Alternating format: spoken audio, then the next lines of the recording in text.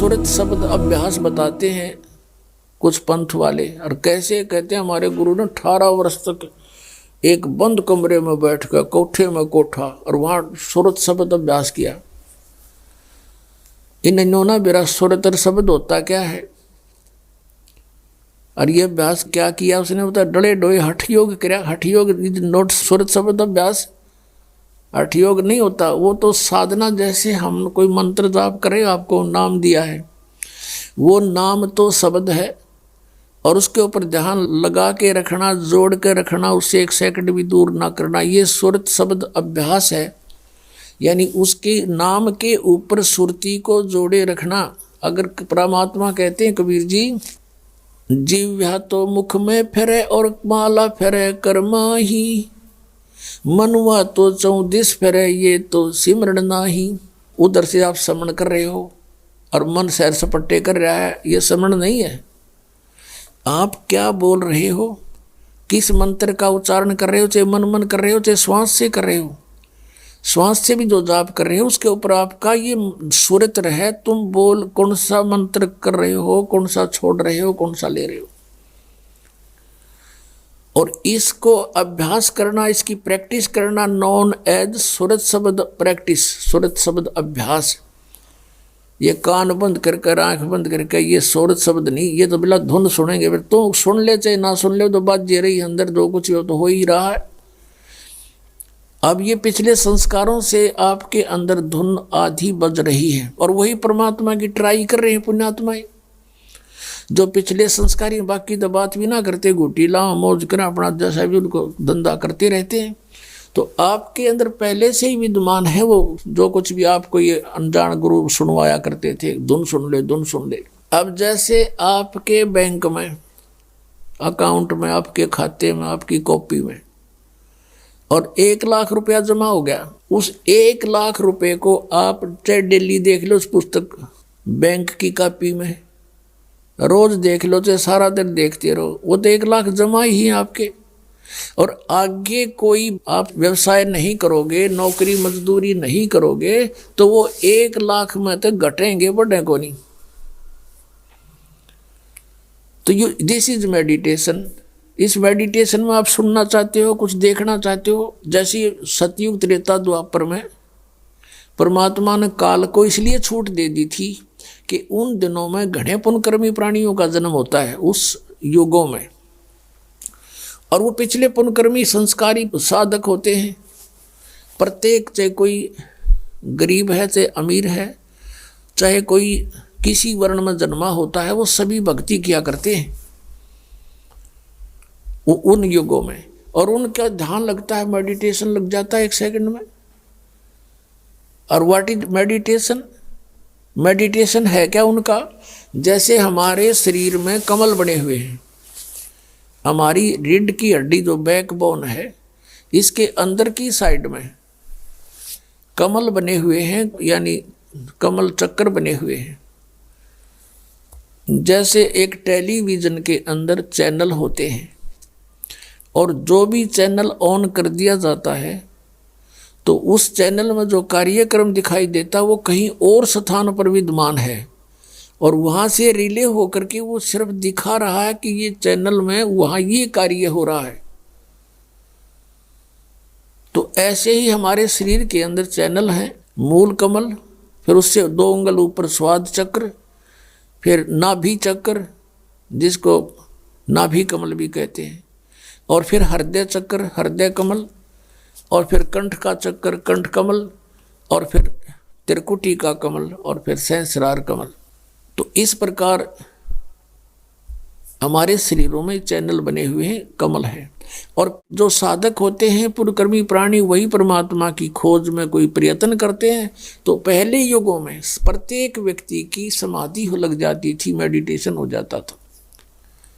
जो ट्राई करना चाहता था तो फिर वो ये सोच ले, उसको फिर अंदर क्या होता है, उसका कोई कमल पिछले पुण्यों से, पिछले संस्कार से खुल जाता है अभ्यास से।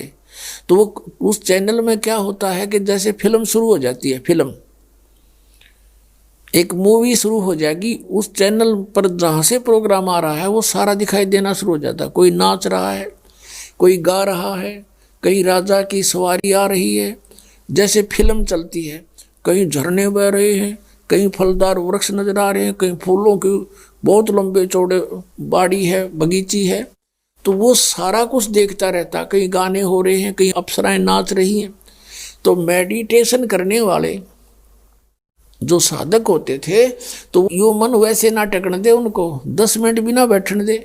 ये तो कई कई घंटे बैठे रहा करते, कई वर्षों तक बैठ जाते थे। अब अंदर यू बाहर की वस्तुओं से इस मन को अधिक अट्रैक्टिव चीजें अंदर दिखाई देनी शुरू कर देती है। इसलिए ये फिर वहां धक्के खाता रहता, उस देखता रहता उस चैनल पर मूवी को। ना ये सिमरण करता, सिर्फ बैठ के हठ योग हो गया, इस तप बन गया। तप से राज प्राप्ति होती है। तप से राज मदमानम, और जन्म तीसरे फिर शुक्र सवानम। 2.5 घंटे सुबह बैठकर ये के ढूंढेंगे भगवान को, ये सिर्फ मूर्ख बनाने वाली बातें हैं। नीम हकीमों का ये तरीका है। तो ऐसे ये ऋषि लोग सतयुग त्रेता द्वापर में ऐसे साधना किया करते, सभी करते थे। जैसे आपने महाभारत पढ़ा हो तो युद्ध के बाद श्री कृष्ण भी अपना ध्यान करता है, सिमरण करता है, अर्जुन भी बैठ जाता है, ध्यान करते हैं, सिमरण करते हैं। लेकिन सिमरण उस टाइम तो उनका युद्ध का वो था, कल क्या करना है। बेशक वो बैठ जाते थे, लेकिन वो जो समस्या थी उनकी, उन्हीं पर उनके विचार विमर्श आंतरिक होते थे। भाव ये है कहने का कि उनके पिछले इतिहास से हमें पता लगता है कि प्रत्येक प्राणी भक्ति करने की चेष्टा करता ही रहा है, और उस समय उनकी समाधियां भी लग जाती थी, जिस कारण से वो अपने क्रिया को अंतिम और सही मानते रहे।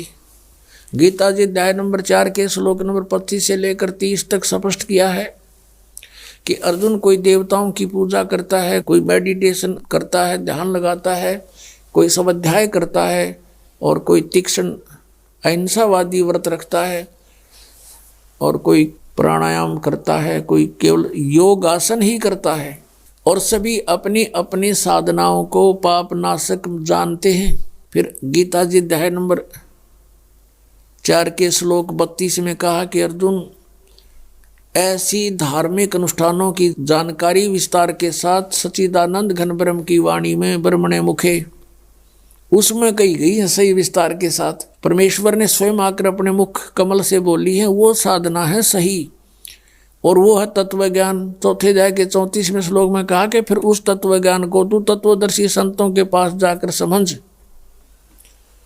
उनको दंडवत प्रणाम करने से, कपट छोड़ करके उनसे प्रार्थना करने से वो तत्वदर्शी संत तुझे परमात्म तत्व का ज्ञान कराएंगे, उनसे पूछो।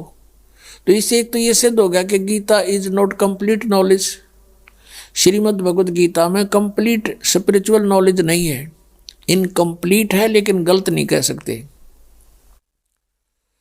हाँ, गलत वो है जैसे इस काल ने कुछ युद्ध कराने के लिए अर्जुन से अटकलबाजी की है। अभी आपको बता के 5वें अध्याय में वो कहता है कि ऐसे आसन लगा ले, ऐसे बैठ जा, नाक के आगे ध्यान लगा। ये इसका अपना मत है, स्वयं कहता है ये मेरा मत है, और बाकी वेद ज्ञान है। अब जैसे इसने युद्ध कराने के लिए अर्जुन से कहा दूसरे अध्याय के 37 और 38 श्लोक में कि अर्जुन, लाभ हानि को छोड़ के और किसी जय पराजय की भी चिंता ना करके तो युद्ध कर ले। अब पहली तो बात समझ की है कि बिना बगैर लाभ हानि के कौन सिर फुड़वावे, और फिर तुरंत कहता है कि यदि तू युद्ध में जीत गया तो पूरी पृथ्वी का शासन प्राप्त होगा, राज भोगेगा, और यदि तू युद्ध में मारा गया तो स्वर्ग में जाएगा, तेरे दोनों हाथों में लड्डू हैं, युद्ध कर ले। बता, इसका कोई थ्योरी है? पहले में तो कह रहा है कि लाभ और हानि छोड़ कर युद्ध कर ले, हार जीत की भी चिंता ना करे, और तुरंत लाभ हानि बता रहा है कि यदि मारा गया तो स्वर्ग में जाएगा, और जीत गया तो पृथ्वी का शासन भोगेगा। बता, आप पे लाभ हानि बता रहा है, फिर उनका लाभ हानि मत सोचे। तो ये इसकी अटकलबाजी जो इस तरह की बकवाद इस काल ने युद्ध कराने के लिए की है कि किसी तरह यू नाश होए, वो करवा दिया इसने। फिर सतगुरु संगत छोड़ के लाख वर्ष जप कीने, इंद्री कर्म ना मोक्ष होए फिर काल के अधीन।